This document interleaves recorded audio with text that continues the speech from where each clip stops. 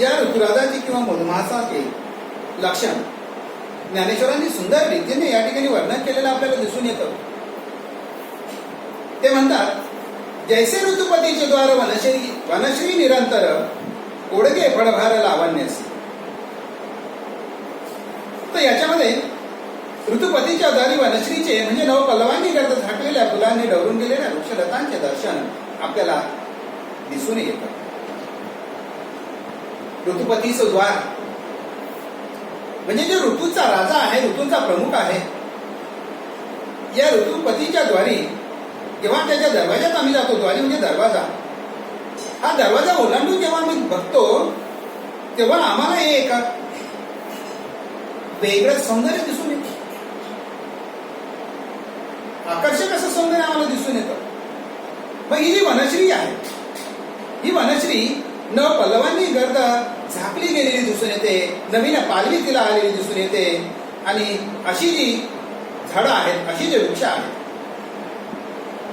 ती नवपालवींनी आपल्याला डवरून गेलेली दिसून येतात, फुलून गेलेली दिसून येतात. डवरून जाणे, फुलून जाणे, आणि अशी जी झाडं आहेत, अशी जे वृक्ष आहेत, ती फुलून गेलेली आम्हाला दिसून येतात. आणि अशा या वृक्षलतांचे दर्शन, लता वेली, वृक्षांचं आणि या वेलींचं दर्शन आम्हाला या ठिकाणी घडून येतं. अतिशय सुंदर दृश्य हे दिसून येतं. आणि हे जे दर्शन असतं, हे दर्शन तर आम्हाला त्यांनी फाल्गुन महिन्यातच सुरुवात झालेली असते.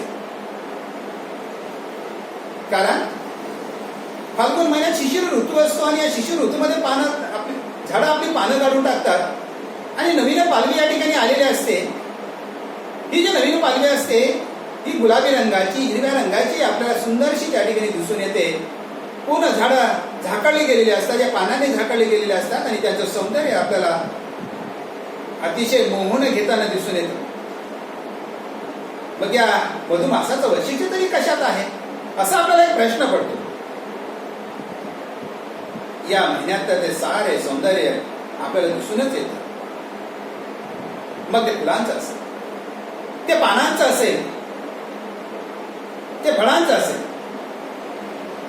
परंतु या फळांचं खरोखरच जे सौंदर्य असतं, हे सौंदर्य दृष्ट लागेल असं सौंदर्य आम्हाला या ठिकाणी दिसून येतं. अतिशय सुंदर असं सौंदर्य या ठिकाणी दिसतं. ती पानं, ती फुलं आणि त्याचबरोबर त्या झाडांना आलेली फळं, ही फळं आमचे मन आकर्षून घेतात, आम्हाला आकर्षण घेत असतं. फुलातून, फळातून हा जो मधुरस आहे, हा मधुरस आम्हाला वाहताना दिसून येतो. अतिशय हे सौंदर्य निहाळताना आम्हाला सुद्धा आनंद होतो. मग ही चैत्राची जी पालवी असते, ही चैत्राच्या पालवीचे रूप खूप मनोहर आम्हाला दिसतं. त्याचं सौंदर्य अतिशय सुंदर दिसतं, मनाला मोहून घेणारं असं दिसतं, मनाला त्या ठिकाणी रोखून ठेवणारं असं आपल्याला दिसतं. आणि पूर्ण या चैत्र महिन्याची जी पालवी आहे, ही पालवी या त्याचं सौंदर्य आम्हाला मोहित करत असतं. मनोहर असं दृश्य त्या ठिकाणी दिसून येतं. पण ही पिंपळाची झाडे पहा, त्या ठिकाणी असलेली पिंपळाची झाडं असते.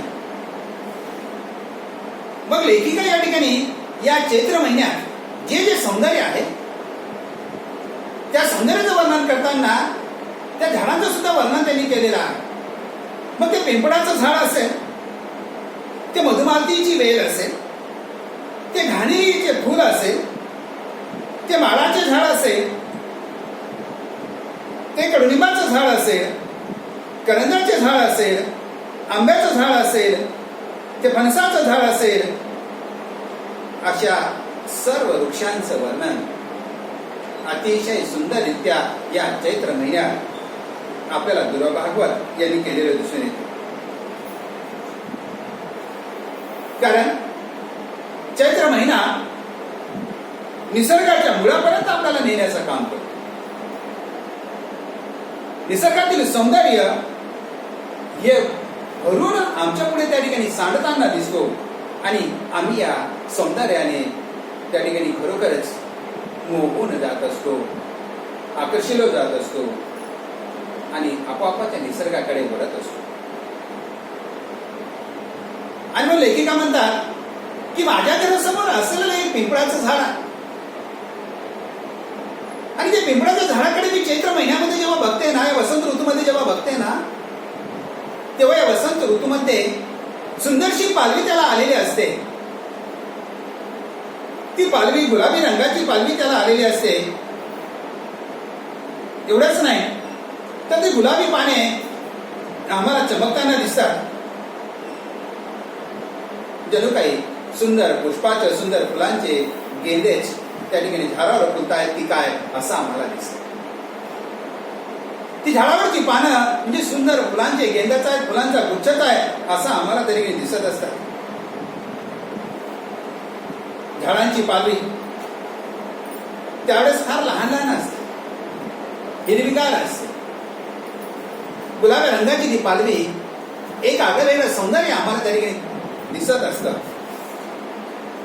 आता पालवी लहान असल्यामुळे ती मोठ्याने हलत नाही, डुलत नाही. पानांसारखी जी मोठी पानं असते, मोठ्या पानांसारखी त्याचा आवाज होत नाही, सळसळ असा आवाज होत नाही. त्यातल्या त्यात आमच्या घराजवळ असलेलं जे पिंपळाचं झाड आहे ना, लेखिका म्हणतात आमच्या घराजवळ असलेलं पिंपळाचं झाड आहे ना, त्या पिंपळाच्या झाडावर असलेली ती मधुमालतीची वेल पूर्णपणे त्या झाडाला लपेटून गेलेली आहे. त्या वसंत ऋतूमध्ये आलेली ती त्या ठिकाणी पालवी, ती गुलाबी रंगाची पानं, मध्येच त्या ठिकाणी हिरव्या रंगाची पानं, ती लहान लहान पानं आणि त्यातच असलेली मधुमालतीची वेल. त्या मधुमालतीची जी आलेली फुलं, त्या मधुमालतीची पानं, त्या गुलाबी गेंदांनी भरलेली ती मधुमालती आमचे मन आकर्षून घेत असते, आम्हाला आकर्षून घेत असते. अतिशय सुंदर दृश्य ते आम्हाला त्या ठिकाणी दिसत असते. आता फक्त ही पालवीच आम्हाला सुंदर वाटते या वसंत ऋतूमध्ये असं नाही, तर त्या झाडांना आलेली पालवी, त्या झाडांना आलेली फुलं आणि त्यांच्या बरोबर या फळा त्या ठिकाणी असलेली पालवी बरोबर, त्या पानांबरोबर, त्या फुलांबरोबरच त्या झाडांना आलेली फळं सुद्धा आम्हाला आकर्षण घेत असतात. ती फळं जणू काही त्या फांदीला ओढीने चिपकून बसलेली आहेत की काय असं आम्हाला त्या ठिकाणी भास होतो. अतिशय सुंदर दृश्य आम्हाला दिसून येतं. आता लेखिकेने जसं या ठिकाणी पिंपळाच्या पानाचं वर्णन केलेलं आहे, पिंपळाच्या वृक्षाचं वर्णन केलेलं आहे, मधुमालतीचं वर्णन केलेलं आहे, त्याचबरोबर या वसंत ऋतूमध्ये येणारी घाणेरीची फुलं विविध रंगाची, दुरंगी आपण ज्याला म्हटलेले, लेखिकेने दुरंगी असं म्हटलेलं आहे. 2 रंगाची फुलं येतात, वेगवेगळ्या रंगाची ती आपल्याला दिसतात. की जे रंग आम्हाला गडद रंग आम्हाला आवडत नाही, गडद रंग आम्हाला आवडत नाही, परंतु निसर्गाने ही दोघेही रंग एकाच फुलामध्ये टाकताना त्याच ज्याला ती रंग आवडत नाही त्याच माणसाला ती फुलं आकर्षण घेत असतात. अतिशय सुंदर रंग आम्हाला त्या ठिकाणी दिसून येतात. आणि ही उग्र ग्रंथी असलेली घाणेरी अतिशय शोभिवंत आम्हाला दिसून येते. मग ही दुरंगी फुलं जी आहेत याच्यामध्ये मग गुलाबी फुलात जांभळा रंग असेल, गुलाबी फुलात पिवळा रंग असेल, गुलाबी फुलात एखादा पिवळा रंग असेल, पिवळ्या रंगात एखादा गुलाबी रंग असेल, शेंद्री व पिवळ्या रंगाने एखादं फुल असेल, पिवळा आणि जांभळा रंग असेल, लाल आणि पांढरा रंग असेल, जांभळा आणि गुलाबी रंग असेल, शेंद्री आणि जांभळा रंग असेल. किती म्हणून या झाडाच्या दुरंगी फुलांचं वर्णन करायचं. अतिशय सुंदर अशी त्या ठिकाणी या रंगांचं वर्णन आम्हाला केलेलं ठिकाणी दिसून येतं. वास्तविक हे जे 2 रंग आहेत स्वाभाविकपणे एकमेकांच्या शेजारी एरवी कधीच शोभणारे नसतात. कधीच त्या ठिकाणी एकमेकांच्या शेजारी ते दिसत नाही आणि शोभून दिसत नाहीत. परंतु या फुलांमध्ये जेव्हा येतात, घाणेरीच्या फुलांमध्ये जेव्हा येतात, तेव्हा ते घाणेरीचं फुल अतिशय सुंदर वाटायला लागतं, अतिशय आकर्षक दिसायला लागतं. कोणीही आकर्षित जाईल अशी ते रंग आम्हाला त्या घाणेरीच्या फुलांमध्ये दिसून येतात. निसर्गाच्या दुनियेमध्ये कुठलेही भड्याचा रंग असो किंवा एरवी विसंगत वाटणारे रंग असतील, ते कधीही विशोभित दिसत नाही. ते सुशोभितच दिसतात, सुंदरच त्या ठिकाणी वाटतात. उलट हे दोघेही रंग एकमेकांची शोभा वाढवताना त्या ठिकाणी निसर्गामध्ये आम्हाला दिसून येतात. एकमेकांची रंग त्या ठिकाणी आम्हाला त्या ठिकाणी वाढवताना दिसतात, एकमेकांची शोभा वाढवताना दिसतात, एकमेकांचं सौंदर्य त्या ठिकाणी वाढवताना दिसतात. आता आम्ही मराठीमध्ये तिला घाणेरी असं म्हणतो, परंतु याच वेलीला याच फुलांना गुजरात राज्यामध्ये एक वेगळं नामविधान आम्हाला दिसून येतं, एक वेगळ्या नावाने त्याला त्या ठिकाणी ओळखलं जातं. आता मराठीमध्ये खरं तर एवढं रंग सौंदर्य असूनही, अतुलनीय रंग सौंदर्य असूनही आम्ही तिला उपेक्षित केलेला आहे, तिच्याकडे दुर्लक्ष केलेलं आहे. अतिशय तुच्छतेने आम्ही त्याला घाणेरी असं म्हणतो. जेव्हा हा शब्द जेव्हा त्याला ठेवलेलं आमच्या मराठीतील नाव आहे, हे खरं तुच्छता त्या ठिकाणी वाटते. इतकं सुंदर ते फुलं आहे, अतुलनीय आहे,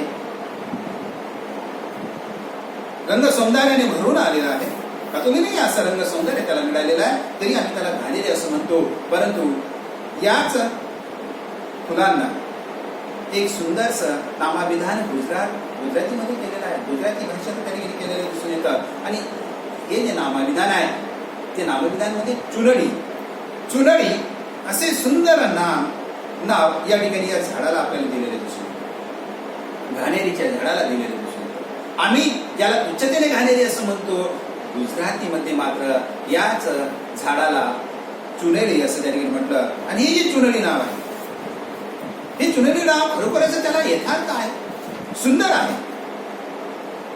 हे फुलांचं नाव जेव्हा आम्ही ऐकतो ना, हे ऐकल्यावर आम्हाला काठेवाडी आणि राजपुतान्यातल्या चुनड्यांच्या भडक रंगाचे रहस्य त्या ठिकाणी उलगडून दिसतं, रहस्य उमगलेलं दिसतं की अरे या काठेवाडीमध्ये आणि राजपुतान्यातल्या त्या भागामध्ये ज्या चुनड्या वापरल्या जातात ना, या भडक रंगाच्या असतात. त्या चुनड्या नेहमी भडक रंगाच्या वापरतात. आणि या भडक रंगाच्या का वापरतात याचं रहस्य मग आम्हाला या ठिकाणी उलगडलेलं दिसून येतं.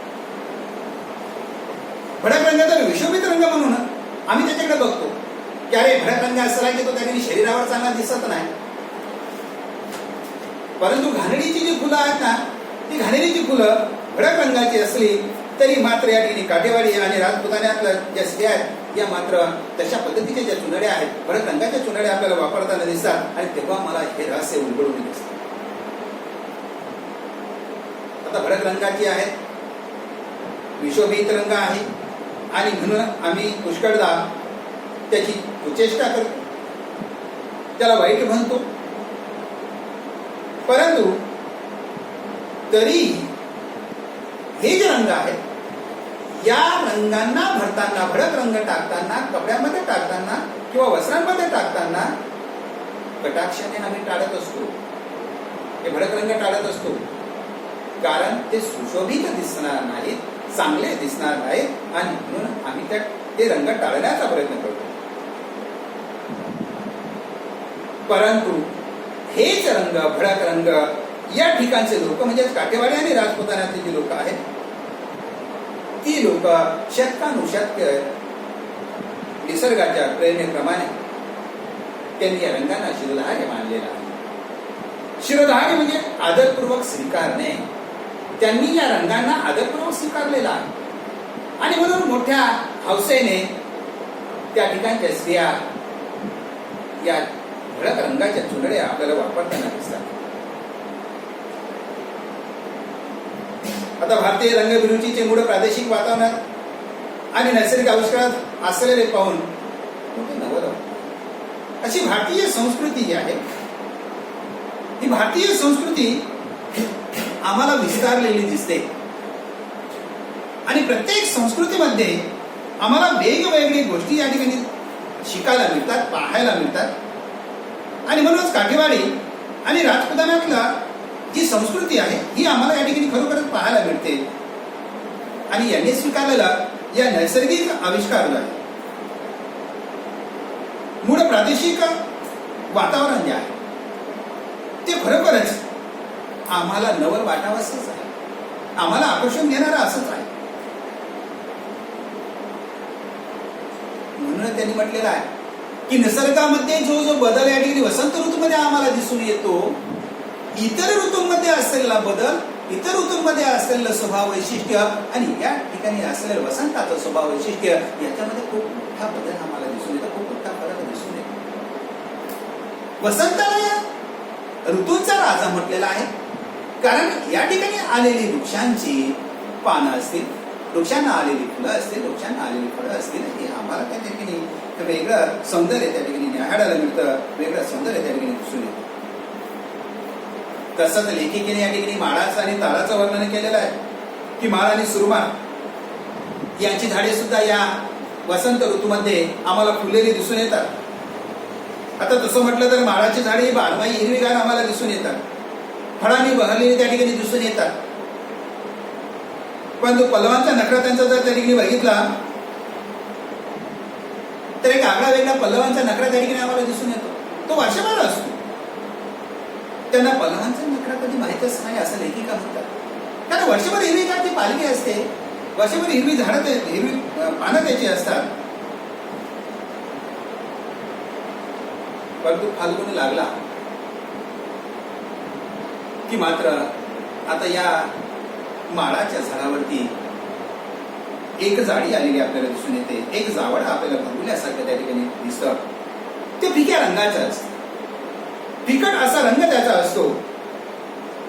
त्याच्या पाण्याच्या गाभ्यातून वाढलेल्या नारळाच्या लंगराच्या व होळीच्या आकाराचे पेव फुटते. जी पानं त्याची वाढलेली असतात ना, या माळाची जी पानं वाढलेली असतात त्याच्या मध्यातून, मग त्याच्या गाभ्यातून म्हणजे त्याच्या मध्यातून, त्याच्या आतून नारळाच्या ज्या लंगराच्या वर होळीच्या आकाराचे पेव त्या ठिकाणी फुटलेला आपल्याला दिसून येतो. आणि मग हळूहळू त्या ठिकाणी एक नारळाच्या लंगराच्या लंगरी त्या ठिकाणी बाहेर पडताना दिसून येतात आणि एक होळीच्या आकाराचं त्याला पेव फुटलेलं दिसून येतं. त्या सुक्या कडवट पेवातून वेताच्या रंगाच्या फुलाच्या लोक्या बाहेर, आणि हे जे पेव असतं एक छोटस असतं, होळीच्या आकाराचं असतं, आणि या पेवातून मग वेताच्या रंगाच्या फुलांच्या ज्या लोंब्या असतात ना, त्या वेताच्या फुलांच्या लोंब्या आपल्याला बाहेर पडताना दिसून येतात. एक नैसर्गिक सौंदर्यच त्या ठिकाणी आम्हाला बाहेर येताना दिसून येतं. एक वसंतामध्ये हा बदल आम्हाला देखील घडताना दिसून येतो. चैत्राच्या मध्यापर्यंत या लोंब्या आम्हाला दिसतात, त्या पेवमधून बाहेर आलेल्या लोंब्या आम्हाला आता दिसतात. परंतु हळूहळू त्यांच्यामध्ये पुन्हा त्या ठिकाणी चैत्राच्या मध्यानंतर बदल आम्हाला दिसायला लागतो. आता जी नारळाची फुलं त्या ठिकाणी यायला सुरुवात होते, नारळाची फुलं जी असतात ती थोडी टणक असतात. इतर झाडाची फुलं आणि नारळाची फुलं याच्यामध्ये खूप मोठा फरक आपल्याला दिसतो. इतर झाडाची फुलं नाजूक असतात, त्याचबरोबर त्यांचा गंध काही आगळा वेगळा असतो. पण नारळाची फुलं जर आम्ही बघितली, या माळाची फुलं जर बघितली तर ती निर्गंध असतात, निर्गंध, गंध नसलेली. आणि मग अशी जी निर्गंध असलेली फुलं असतात ही टणक असतात, कठीण असतात, कडक असतात. इतर फुलांना जर आपण त्या ठिकाणी चुरगडून टाकलं तर तो चुरगडला जातो, परंतु ही फुलं मात्र टणक असतात. पण अशा वेळेस काही फुलं जी असतात ना ती झाडाखाली पडतात, आणि ही झाडाखाली पडलेली जी फुलं आहेत ना त्यांचा खच असतो. त्या राशीतून जर त्या ठिकाणी आम्ही 4-2 फुलं उचलली आणि जरा निरखून बघितली ना तर आपल्याला नक्कीच त्या फुलातील असलेला टणकपणा हा जाणवतो. तो बोचणारा असतो.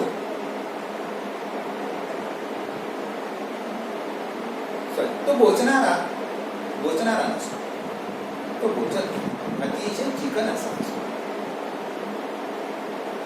पाकळ्यांच्या गुडगुडीच्या स्पर्शाने बोटे सुखावतात. त्याला असलेली जी पाकळ्या असतात त्या पाकळ्यांच्या स्पर्शाने, गुडगुडीच्या स्पर्शाने ती बोटे सुखावतात. खायचं वाटतं, बरंच पुन्हा पुन्हा त्या फुलावरून आपण हात फिरवावा असं आपल्याला बोटं सुद्धा त्या ठिकाणी सुखावतात. तीन पाकळ्यांची फिक्या पिवळ्या रंगाची ही फुला, आता तशाच रंगाच्या केसराची दाटी, तीन पाकळ्यांचा फुलांचा पेला पाहून, त्यांच्या आकाराचे सौंदर्य पाहून तुम्ही मुक्त झाल्याखेरीज राहणार. अतिशय सुंदर आकार त्याचा असतो, तीन पाकळ्या त्याला असतात. हे तीन पाकळ्यांचं सौंदर्य खरोखरच आम्हाला मोहून टाकणारं असतं, आम्हाला मंत्रमुग्ध करणारं असतं, आम्हाला आश्चर्यात टाकणारं असतं. आणि असं एक फूल, त्याच्यावरती पुन्हा पुन्हा आपण बोटं फिरवावे, पुन्हा पुन्हा ते पाहावं, असं आम्हाला वाटत असतं. निसर्गाचा एक चमत्कार आम्हाला त्या ठिकाणी दिसत असतो. प्रचंड असलेलं हे एक नारळाचं झाड, अतिशय उंच असं हे नारळाचं झाड असतं, परंतु त्याची फुलं जर आपण बघितली तर अतिशय लहान असतात, नका एवढी त्यांना फुलं असतात. आणि नका एवढी फुलं बघून आम्हाला खरोखरच मोठी गंमत वाटते, मोठं आश्चर्य वाटतं की अरे एवढं मोठं हे प्रचंड झाड, त्याला येणारं ते फळ, त्याला येणारी ती मोठमोठी पालवी, त्याला येणारी ती मोठमोठी पानं, आणि त्याला फुलं जर बघितली तर नका एवढी ती फुलं बघून खरोखरच आम्हाला आश्चर्य वाटतं. निसर्गाचं हे सौंदर्य आहे, निसर्गाचं ही गुपित आहे. आणि एक एक गोष्ट आम्ही जेव्हा निसर्गात त्या ठिकाणी पाहतो, या वसंत ऋतूची पाहतो, तेव्हा वसंत ऋतू जणू काही जादूगार आहे. वसंत ऋतू एक एक गोष्ट जादूने आमच्या पुढे टाकतो आणि आम्हाला आश्चर्यचकित करत असतो, आम्हाला अचंबित करत असतो, आम्हाला मंत्रमुग्ध करत असतो. या माळ आणि त्याचबरोबर सुरमाळाचे वर्णनाबरोबरच लेखकांनी कडुलिंबाचं वर्णन या ठिकाणी केलेलं आहे. वसंत ऋतूमध्ये कडुलिंबाचं जे सौंदर्य असतं ते त्या ठिकाणी काही आवडच दिसून येतं, काही वेगळंच दिसून येतं, अतिशय सुंदर त्या ठिकाणी दिसून येतं. मग लेखिका म्हणतात की आमच्या घरात शेजारीच एक कडुलिंबाचं झाड आहे. त्या कडुलिंबाचं वर्णन करताना ते म्हणतात की निळसर फुलांच्या तुऱ्यांनी ते त्या वसंत ऋतूमध्ये भरून गेलेलं असतं. त्याचा जो सुगंध असतो तो रात्रीच्या वेळी अतिशय मनोरम वाटतो, मनोरम, मनाला मोहून घेणारा, अतिशय सुंदर त्या ठिकाणी वाटतो.